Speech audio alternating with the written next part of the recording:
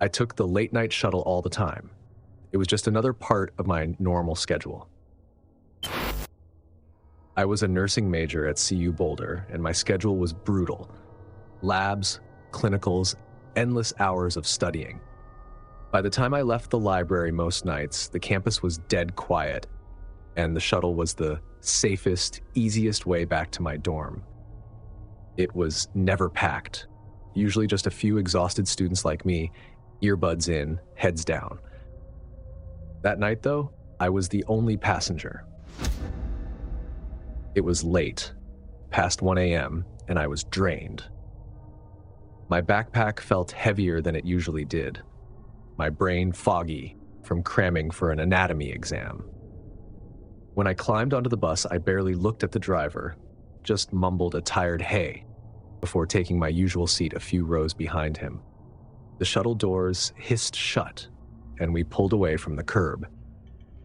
At first, nothing seemed off. The soft thrum of the engine, the warm glow from above, the crisp night air slipping through the cracked window beside me. It was normal, routine. But then I noticed something. We weren't taking the usual route. The shuttle had a set path. It looped around campus, hit a few student housing areas, then stopped near the dorms on the south end. I knew it by heart. But after a few minutes, I realized we were going the wrong way. Instead of heading toward the dorms, the bus turned onto a narrow road leading away from campus. The buildings became sparse, the streetlights fewer. I sat up, suddenly more alert.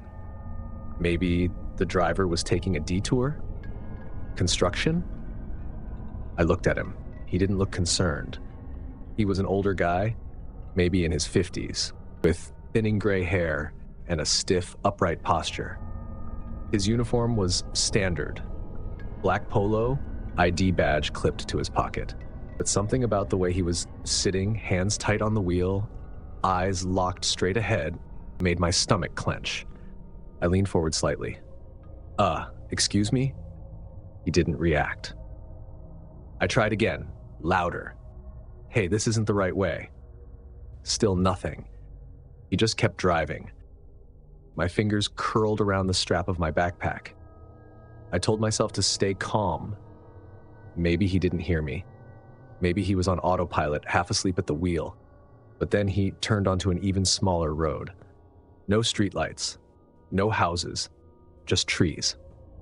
And that's when I felt it, that sick, creeping realization. This isn't a detour.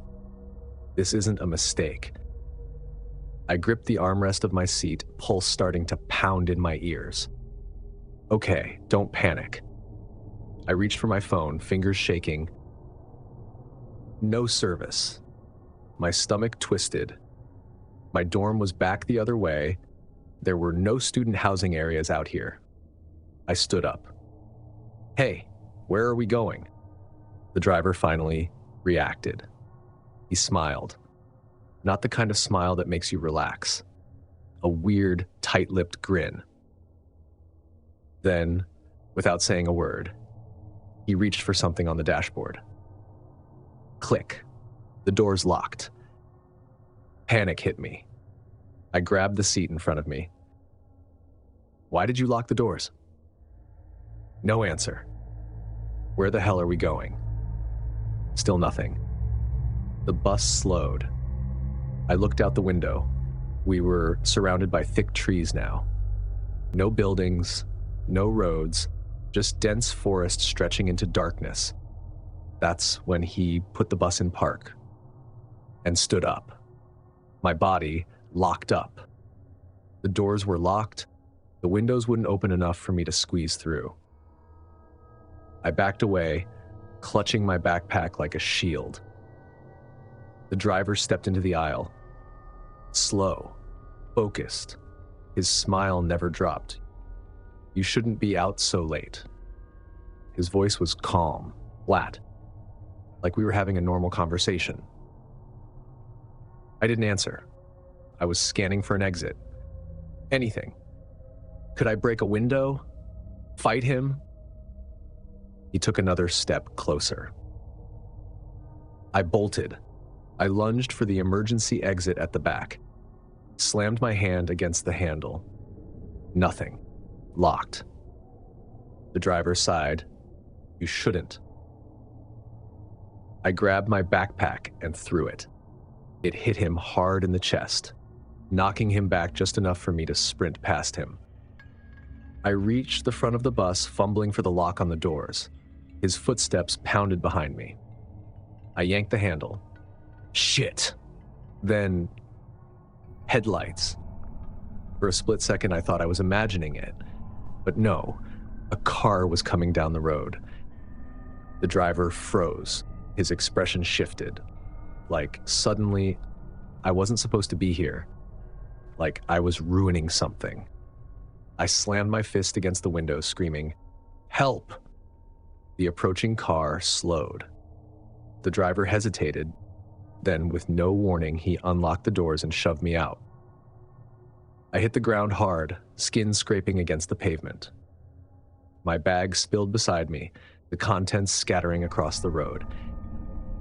Before I could scramble to my feet, the bus doors slammed shut. The driver reversed, then sped off into the darkness. The guy from the car stepped toward me, fast.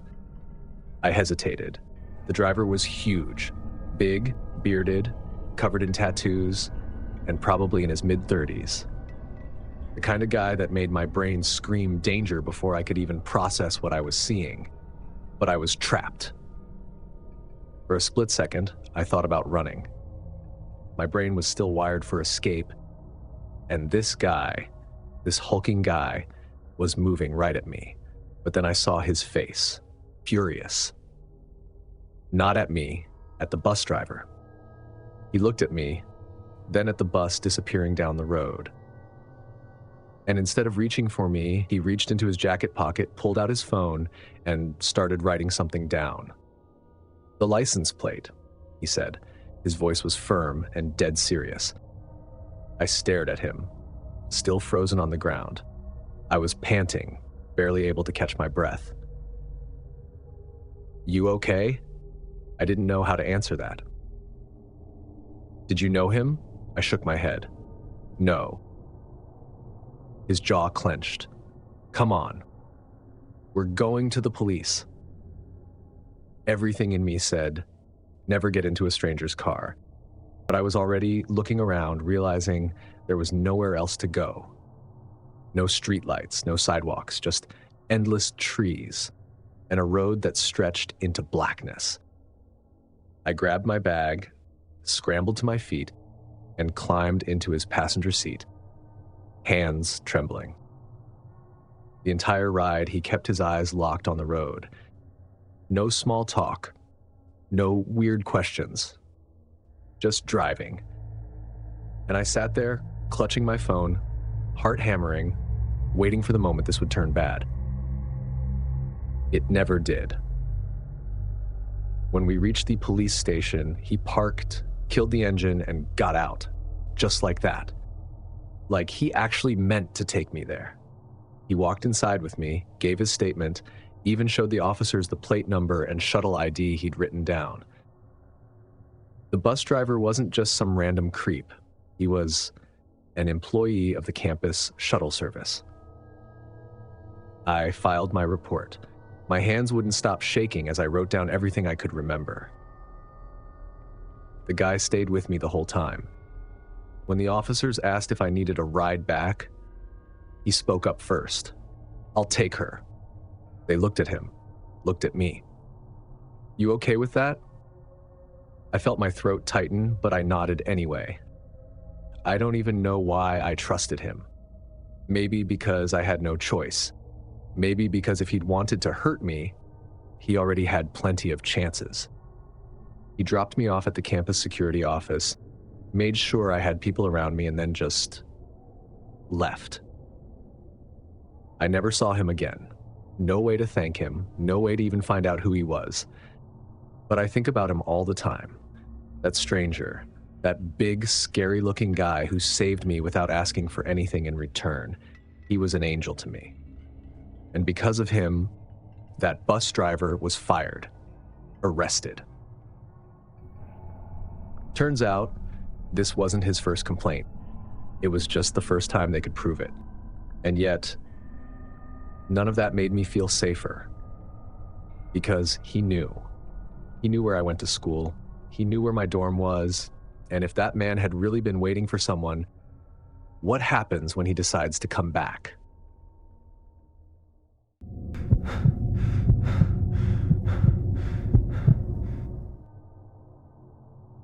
You hear stories about the tunnels. Every college has them. Old maintenance tunnels, forgotten by most, buried under decades of renovations. Some say they were used for secret research. Others claim they were escape routes for students during riots. At my school, the rumor was that someone never made it out. I thought it was just an urban legend, until I went down there myself. I was in my junior year at a university in Richmond, majoring in anthropology. My friends, Nick and Jordan, were the type who liked breaking into abandoned buildings, climbing rooftops, sneaking into places we weren't supposed to be. So when Nick found an old blueprint of the campus tunnel system online, it was a no-brainer. "We have to check it out," he said, eyes gleaming. "It's basically a rite of passage." Jordan gave him a look. "You sure it's even accessible?" Nick smirked. I checked. There's an old entrance near the boiler room in Weldon Hall. They don't even lock it. That was all it took. That Friday night, after most students had cleared out, we slipped into Weldon Hall, ducked past a security camera, and found the entrance, a rusty metal door behind a stack of janitor's carts. Nick pulled it open with a groan of rusted hinges. A wave of cold air hit us. The tunnel was real. The second we stepped inside, the sound changed. You don't realize how much noise fills a campus, air vents, distant voices, footsteps, until you're in a place where nothing moves. Our flashlights cut through the dust-filled air, revealing cracked concrete walls lined with old pipes and faded markings. A musty, metallic smell hung around us like damp earth mixed with something else. "This is insane," Jordan whispered. "It's like stepping back in time." Nick was ahead, leading the way. According to the map, there's a whole network under here. Some parts connect to buildings that don't even exist anymore. We walked for maybe 10 minutes, turning corners, stepping over old buckets, broken light fixtures, and scattered debris.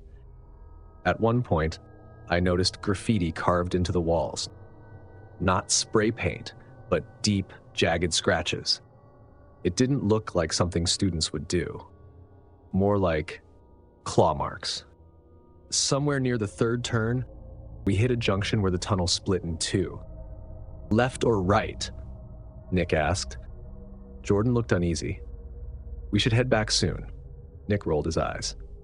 "Dude, we just got here." I turned my light down the right tunnel. It sloped slightly downward, vanishing into pure darkness. I don't know why, but something about it felt wrong, like it was waiting for us. I gulped. "Let's go left." We walked for another few minutes, then Nick stopped. "Guys, listen." At first, I didn't hear anything. But then, a whisper. So soft I almost doubted, but I felt it more than heard it. Jordan backed up immediately. Nope, we're done." Nick took a second, then tried to sound confident. "It's probably just a pipe hissing." I shone my flashlight down the corridor. The whispering stopped. That was worse. I turned to say something to Nick, but he was gone. "Nick?" I turned my flashlight in a full circle. Nothing. Jordan's breath hitched. He was just here. A scuffing sound echoed from the tunnel ahead. Jordan grabbed my arm. "We're leaving, right now." I wasn't going to argue. We turned back toward the entrance, moving fast, but the tunnel felt longer now. I knew it was just paranoia, but every step we took, I felt like we weren't getting any closer. Then another sound from behind us. Footsteps, not Nick's. Fast, unsteady. I spun around, flashlight beam trembling. That's when I saw him. A man standing completely still, facing the wall. Jordan yanked me backward. "Run!" But I couldn't move. The figure, he wasn't Nick. His clothes were wrong, too old. His shoulders hunched at an unnatural angle, head tilted slightly like he was listening to something. The whispering started again. My name, coming from him. That snapped me out of it. I grabbed Jordan's sleeve and bolted. We tore through the tunnel, rounding corners blindly. At one point, I looked back. The figure was closer. He wasn't walking. He wasn't running. But he was closer. We finally saw the metal door ahead. Jordan shoved it open, and we stumbled out, gasping for air. Nick was already outside. He was pale, eyes darting back and forth like he was expecting something to come crawling out after us. Jordan was still trying to catch his breath when he snapped. "Dude, what the hell was that? Why did you run?" Nick didn't answer at first. His hands were on his knees, bent over like he might puke. Then finally he muttered, "I saw it." Jordan took a step forward. "You saw it? You mean you left us? Because you saw it?" Nick swallowed hard, barely looking at us. "I don't know what I saw, okay? He ran a hand through his hair, breathing hard. It was standing there, and the second it moved, I was gone. He hadn't called out to us, hadn't tried to warn us. He'd just run. Jordan and I looked at each other. Neither of us said what we were thinking. We didn't argue. We didn't try to explain what we'd seen. We just left. That night, I spent the whole night wide-eyed, waiting for morning. The next morning, I checked the campus archives out of morbid curiosity. Most records of the tunnels were sealed, but I found a couple of old articles about a student who disappeared in the 1960s. His friends said he went exploring under the campus. They never found his body. The last thing anyone heard from him? A whisper, calling his friend's name. I never went near Weldon Hall again. Nick and Jordan refused to talk about it.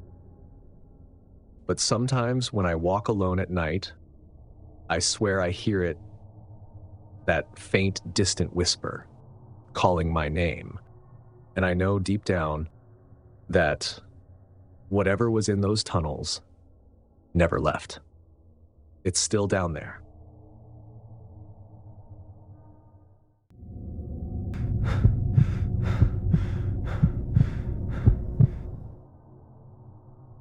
I moved into Creekside Hall on a Sunday afternoon in August. It was my first year at UT Austin, and I was excited. Freshman year, total freedom, no parents breathing down my neck. My dorm, room 317, was a single, which meant no annoying roommate drama. The building was old, though, one of those brutalist concrete towers built in the 60s. The hallways had flickering lights. The carpets were stained from decades of spilled coffee and cheap beer, and the walls were thin enough that I could hear my neighbors talking even when they whispered. But I didn't care. It was my own space. The first few days went by fine. I set up my bed, my desk, and my tiny fridge, making the space feel like home. It wasn't until my third night that I noticed the smell. It started off subtle, just a faint mustiness in the air, like old books left in a damp basement. I assumed it was from the AC. It was an ancient system, barely pushing out cold air even when it was cranked to the max. By the end of the week, the smell had gotten worse. It was starting to rot. I scrubbed the floors, wiped down the walls, even bought one of those plug-in air fresheners. Nothing helped. By the second week, it was unbearable. It was no longer just a bad smell. It was something rotting, something dead. I finally went to the front desk. "Hey, my room smells like something died in there," I said to the RA, a junior named Brian, who barely looked up from his phone. He sighed. "Yeah, man, it's an old building. Probably the pipes." "No," I insisted. "It's not the pipes. It's getting worse, like unbearable." He sighed and called maintenance. The next morning, 2 maintenance guys showed up. One was balding and bored, the other young and disinterested. They had their flashlights and their toolboxes and checked all the usual spots. The bathroom pipes? Clean. The fridge? Fine. The closet? Empty. Then they climbed into the crawl space above my ceiling. When they came down, the older guy shrugged. "Nothing up there. Smells fine to me." I stared at them, dumbfounded. "Fine? Are you serious? You don't smell that?" The younger guy just wiped his hands on his pants. "Maybe something in the vents, but we can't check unless you want us to tear the walls open." Then they left. The smell stayed. That night, I couldn't sleep. The smell was getting worse. I dragged my desk under the air vent and climbed on top. It was one of those old metal grates, bolted shut. I held up my phone flashlight and shined it inside. Nothing. Just dust and darkness. But the smell, God, it was stronger up there. Something was inside. The next morning, I saw them. Tiny white maggots wriggling in a line across my windowsill. I crushed one with a tissue, barely thinking. Then I saw another, and another.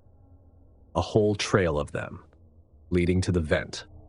I stormed back to the front desk, slammed my hand on the counter, and demanded they send someone to check inside the vents. This time, 3 guys showed up. They weren't playing around. They brought crowbars, gloves, a full toolbox. One of them unscrewed the vent, while the others held a trash bag ready. The moment the grate came off, the stench hit us like a sledgehammer. Even the workers gagged. What they found inside was a plastic bag, ripped open, something black and mushy inside. One of the workers cursed. "Jesus Christ." The other guy grabbed gloves, reached in, and pulled it out. It was raw meat. Rotten, liquefied, decayed beyond recognition. It oozed between his fingers, dripping down onto the floor. The smell was so thick, it felt like I was breathing it in. I backed up, covering my nose. "What the hell? How did that get in there?" One of the guys shook his head. "No clue. Maybe someone put it in as a prank?" But I wasn't listening, because I remembered something. Before I moved in, my RA told me this room had been empty for a semester. Nobody had lived here. Nobody. And the vent had been sealed shut. And yet somehow, that bag had gotten inside. That night, I kept staring at the vent, expecting to see someone watching me.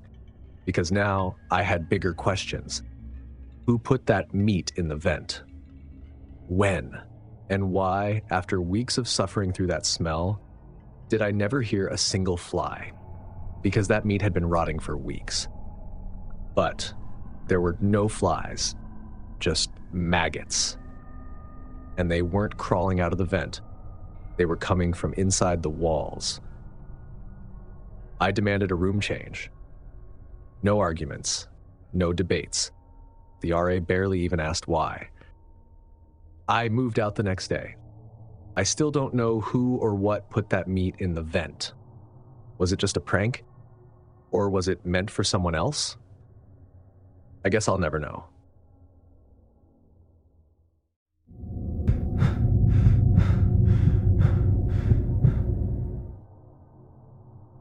I was excited to move into my hall, one of the older dorm buildings at my university in Philadelphia.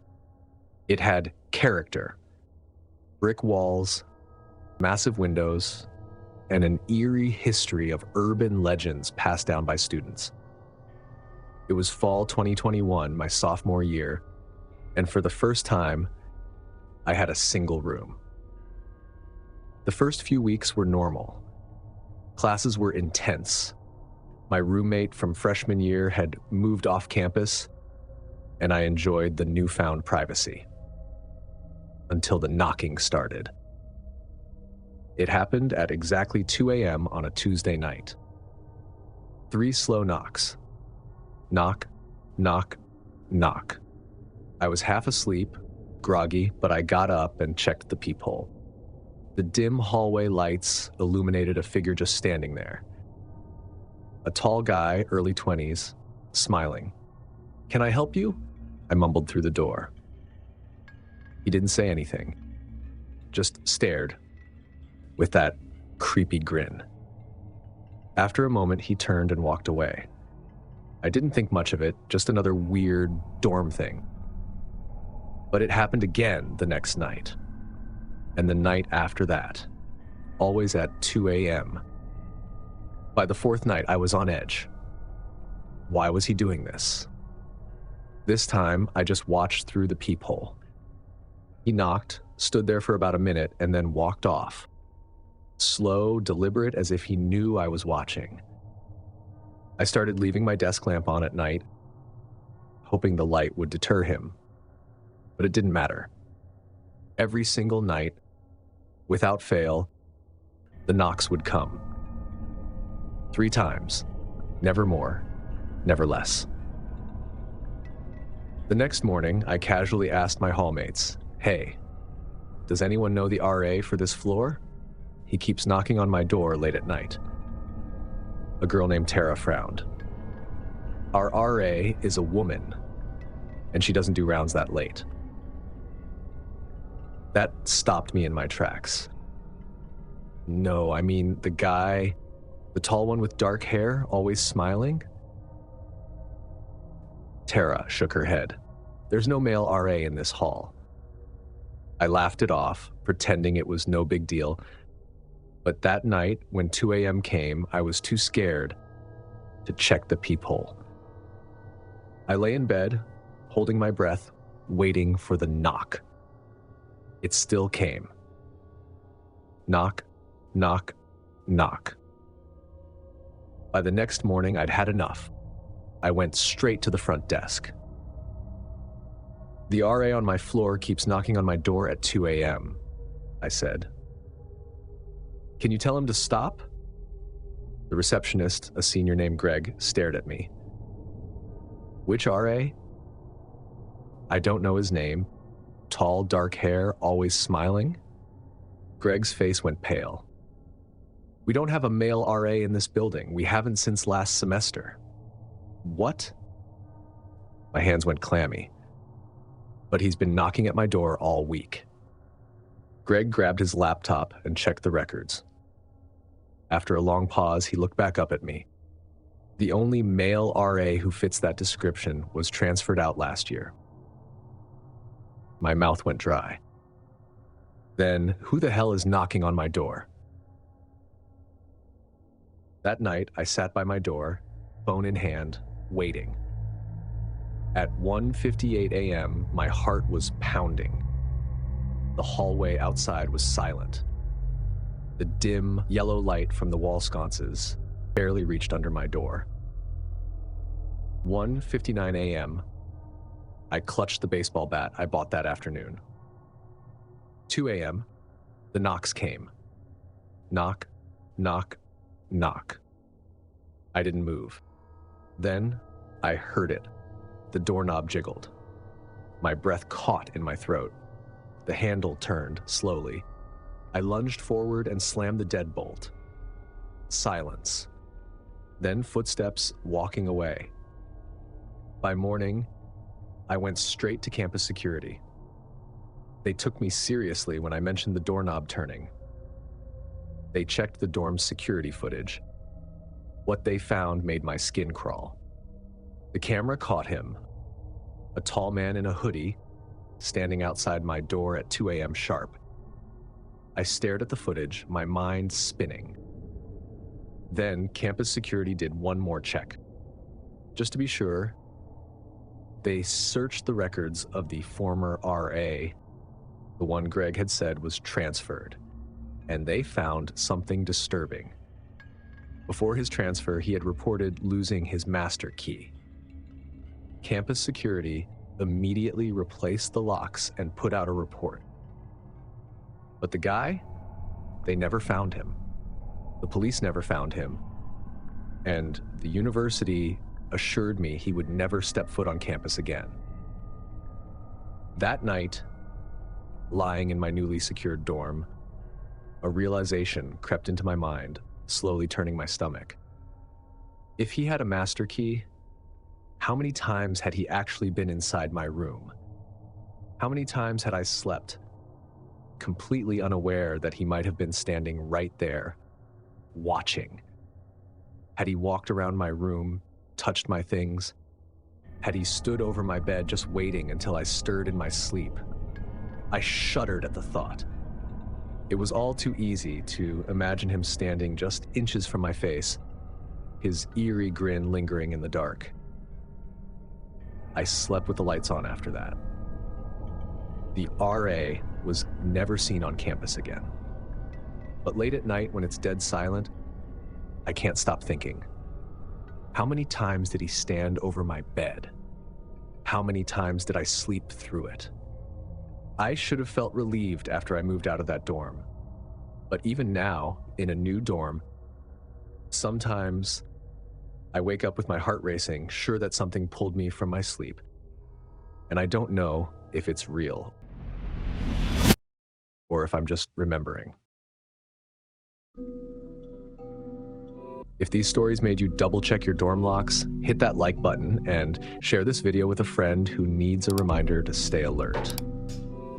Have your own terrifying college experience? Drop it in the comments or email me. I want to hear every chilling detail. Don't forget to subscribe and turn on notifications so you never miss another nightmare. Late night study sessions and campus legends are one thing, but some horrors are very real. Stay safe out there, and remember, not every knock on your door is from someone you want to let in. Thanks for watching, and I'll see you in the next nightmare.